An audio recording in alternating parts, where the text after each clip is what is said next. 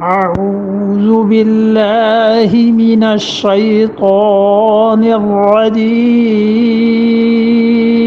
بسم الله الرحمن الرحيم إن المنافقين في الدرك الأسفل من النار ولن تجد لهم نصيرا ان المنافقین، اور بلا شک و شبہ یہ جو منافق ہیں، فی الدرک سب سے نیچے، الاسفل فی الدرک درجے میں، الاسفل سب سے نیچے. درک کہتے ہیں عربی میں کسی بھی چیز کے سب سے نچلے حصے کو، پیندے کو.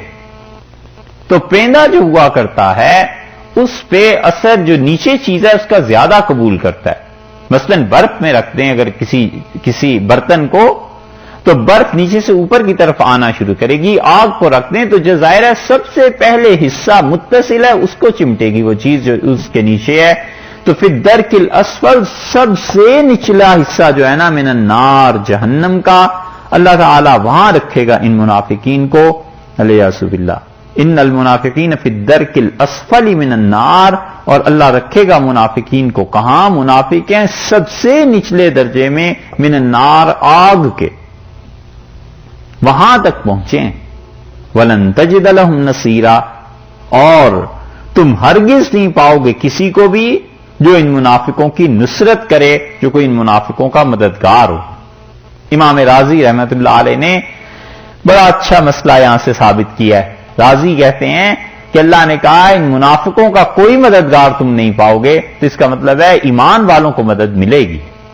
تو کہتے ہیں اس کے اپوزٹ تو پھر یہی نکلا نا کہ منافقوں کا مددگار نہیں ہوگا. پھر وہ کہتے ہیں اس سے اسباب ثابت ہوتا ہے، اس سے پتہ چلتا ہے کہ اہل ایمان کو رسول اللہ صلی اللہ علیہ وسلم کی شفاعت کام دے گی. حضور اقدس صلی اللہ علیہ وسلم کی شفاعت ان کے کام آئے گی اور منافقوں کو اس سے حصہ نہیں ملے گا.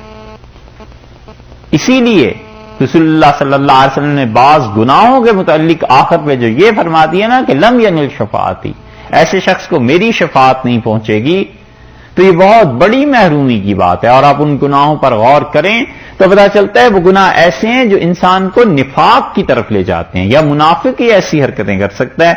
ارشاد فرمایا ولن تجد لهم نصیرا، اور ان کے لیے کوئی مددگار نہیں تم پاؤ گے.